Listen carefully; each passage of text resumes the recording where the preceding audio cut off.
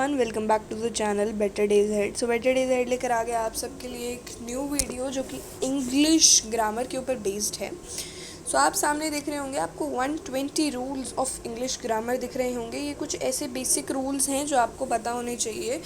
तो हम बारी बारी करके मैं सर्कुलेट डाल दिया करूँगी उसके बीच में, जैसे पार्ट 1, पार्ट 2, पार्ट 3, पार्ट 4, इस तरीके से जो है आप ये सारे हम अपने चैनल पे कवर कर लेंगे। सो आज का जो हमारा फर्स्ट टॉपिक है वो English grammar rules from 1 to 8 रहने वाला है।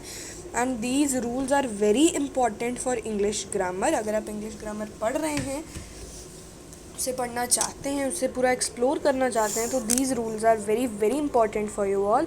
सो make sure to see full video, make sure to like, share, comment and subscribe. Okay, let's start. So let's start with the first rule. हमारा first rule जो है वो each और every की हम बात करने वाले हैं। Okay, part 1 है ये, definitions इसकी हैं। अभी हम define देखते हैं। each, pronoun, adjective, singular verb।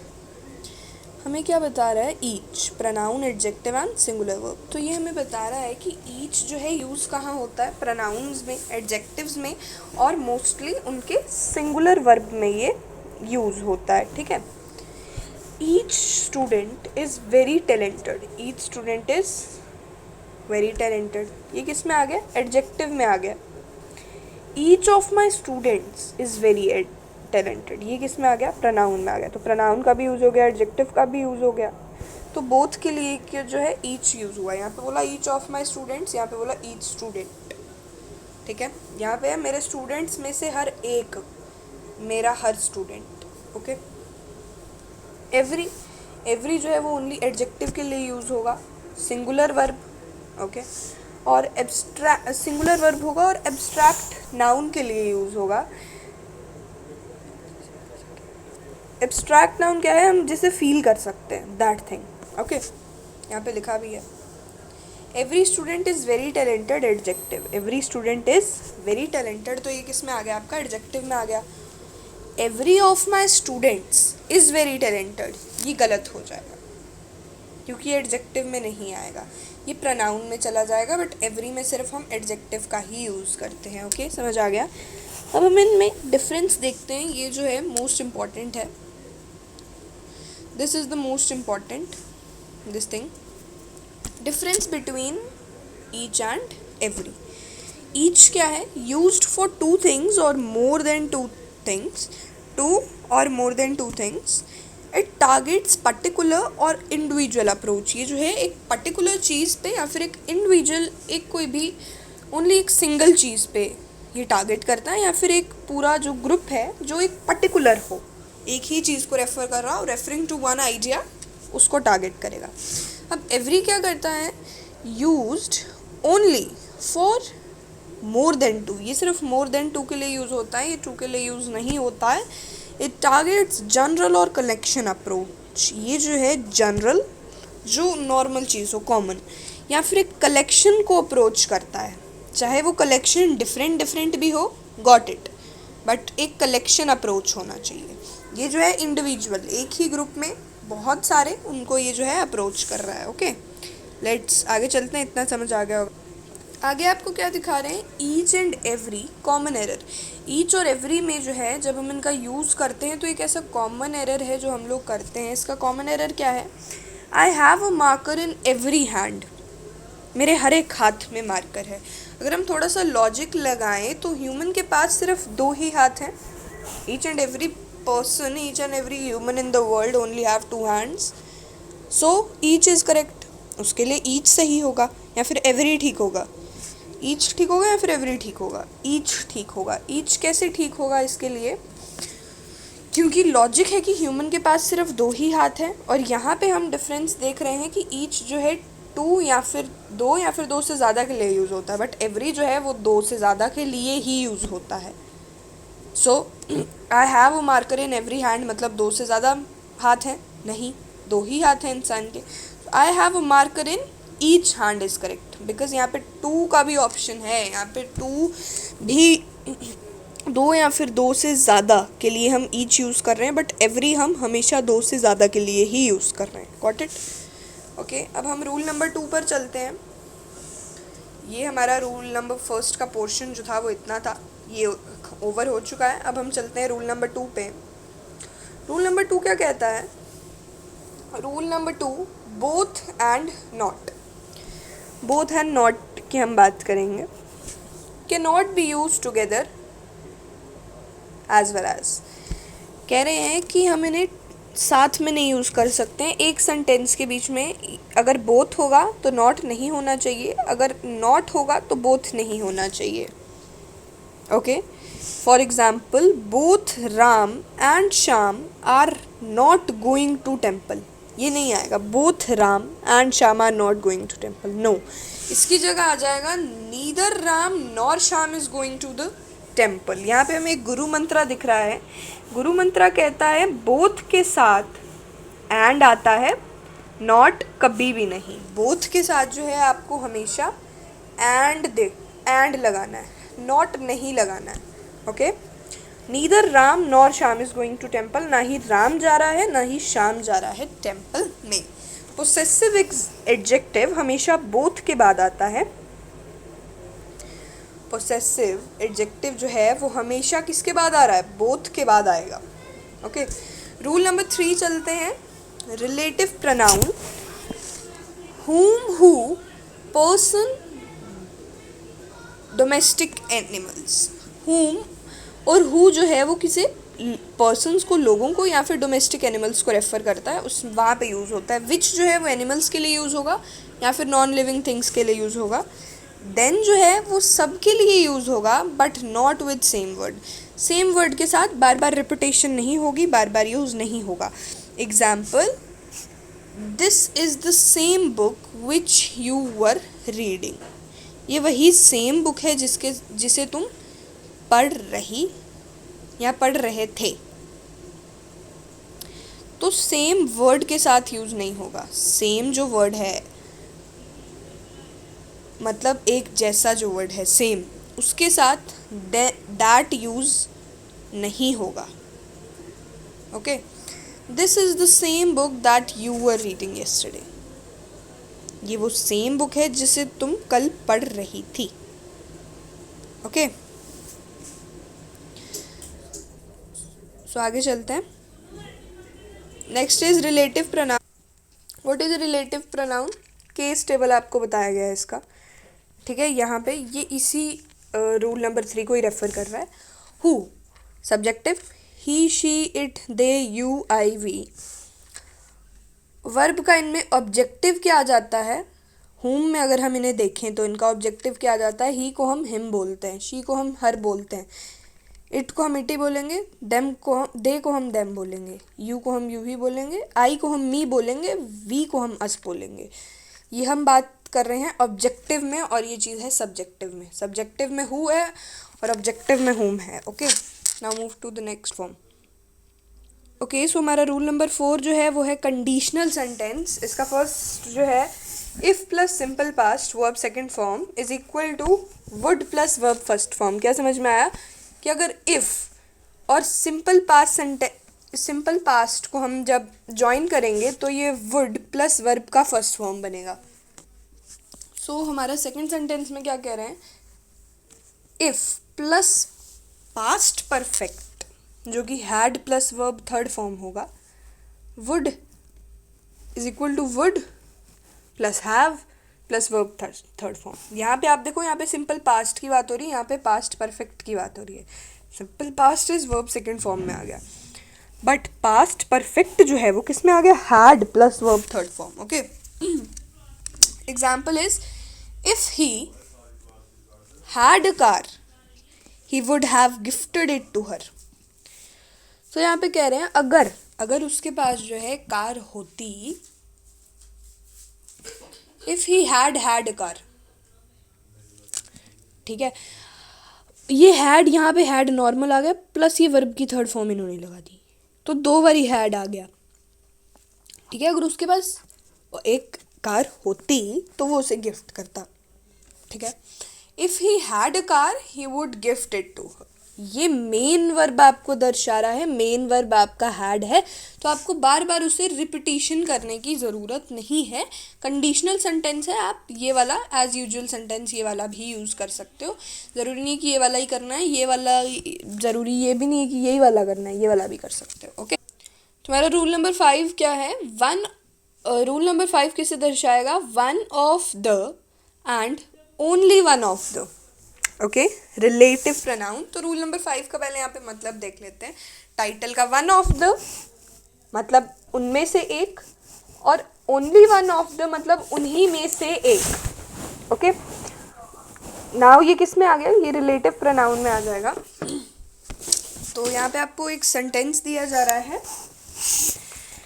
She is one of the mothers who are really working very hard. वो उन माओं में से एक है जो सच में बहुत मेहनत कर रही हैं।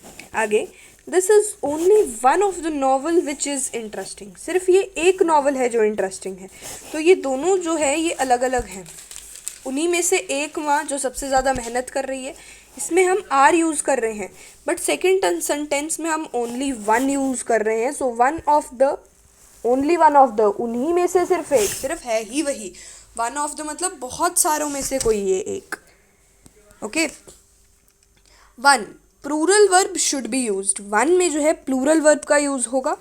ओनली वन में singular verb should be used, singular verb का यूज़ होगा। ओके, सो हमारा 6th रूल क्या है? Number plus unit plus noun adjective. Number plus unit plus noun और adjective.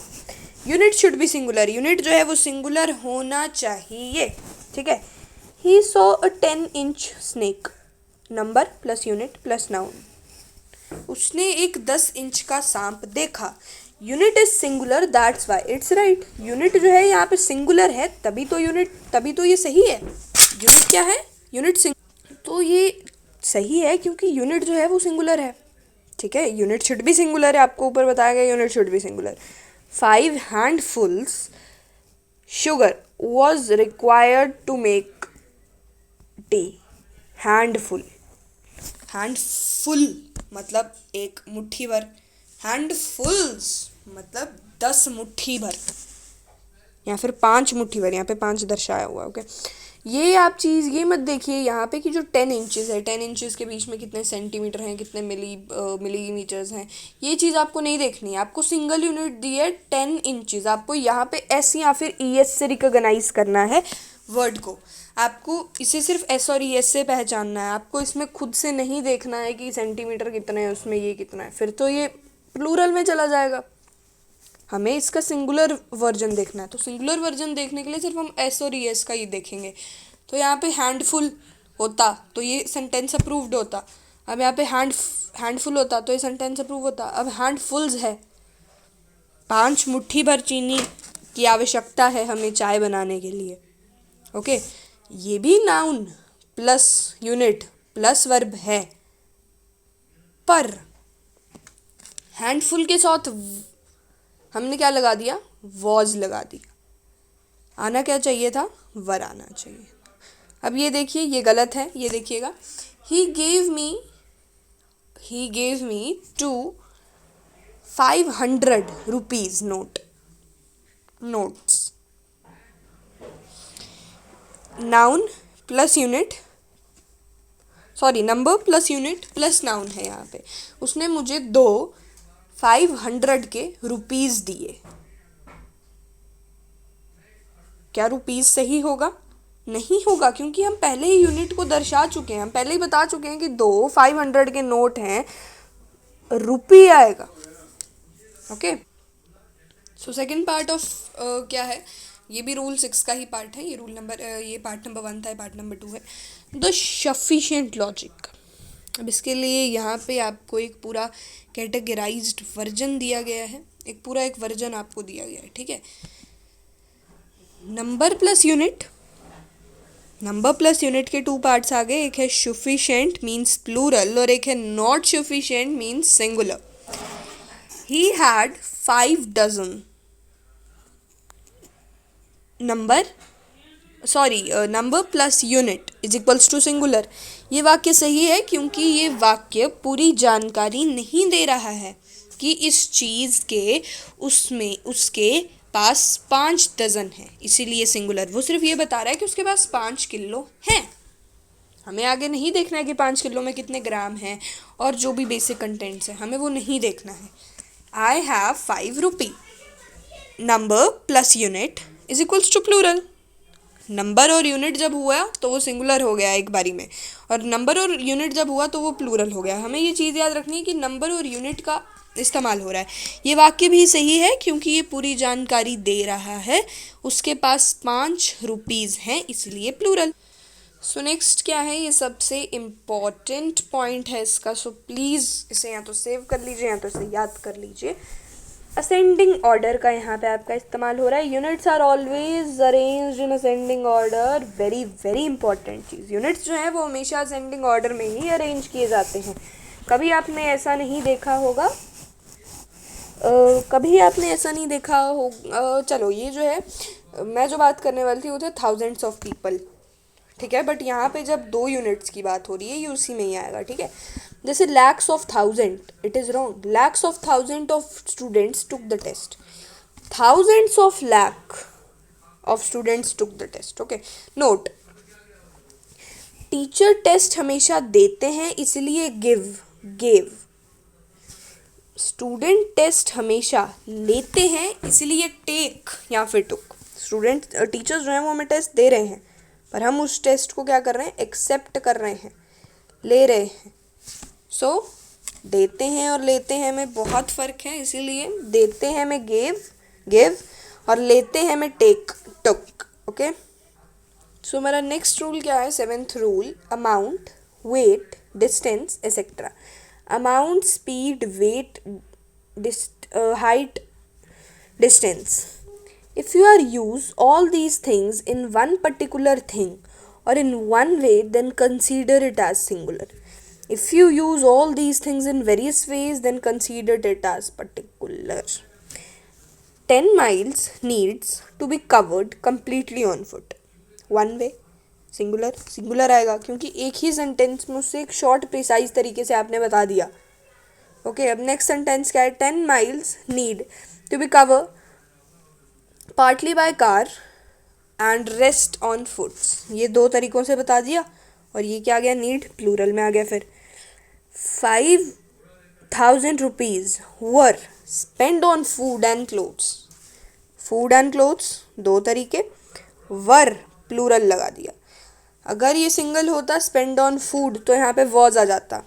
Okay, now rule number 8 क्या है, last rule of this video, compare.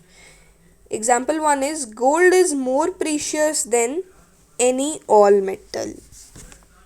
So क्या इसकी सेंस बन रही है, गोल्ड जो है वो बहुत प्रीशियस है किसी सारे मेटल से, नहीं बन रही है। तो इसका सही आंसर क्या है, gold is more precious than any other metal. Gold जो है किसी भी दूसरे मेटल से क्या है, प्रीशियस है।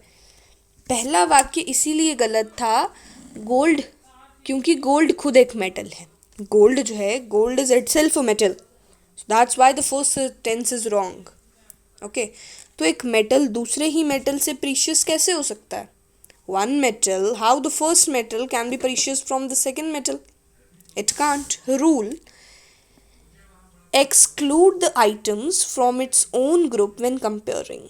उस चीज़ को एक्सक्लूड कर दो, उन आइटम्स को उसी ग्रुप से जब कंपेयर हो रहा है। Okay, example 2, diamond is more precious than all metal. How, diamond is a non metal. Diamond जो है वो नॉन मेटल है ना, तो वो सारे मेटल से प्रीशियस कैसे हो सकता है। मेटल जो है उसकी कैटेगरी ही नहीं है, मेटल जो है उसका ग्रुप ही नहीं है, उसका ग्रुप है non metal. Understood. What is the third example is, Kalidas is more famous than all English poets. How? Kalidas ji is not an English writer, is not an English poet. He is a Hindi poet. So how he can be famous? This is not his category. This is not his type. उनका जो field है वो different है। और जिनकी हम बात कर रहे हैं कि इंग्लिश पोएट से भी बहुत ज़्यादा फेमस है, that is a different thing. वो हिंदी में आना चाहिए था. Kalidas is more famous than all Hindi poets. ऐसे आना चाहिए था. जैसे यहाँ पे गोल्ड जो है वो खुद एक मेटल है, तो किसी दूसरे मेटल से कैसे प्रीशियस हो सकता है. अब डायमंड जो है is more precious than all metals नहीं आ सकता है, बिकॉज डायमंड की कैटेगरी मेटल है ही नहीं. Diamond is a non metal. Okay, understood? So thanks for watching the video. See you in the next video. Make sure to like, subscribe and comment the channel. Bye.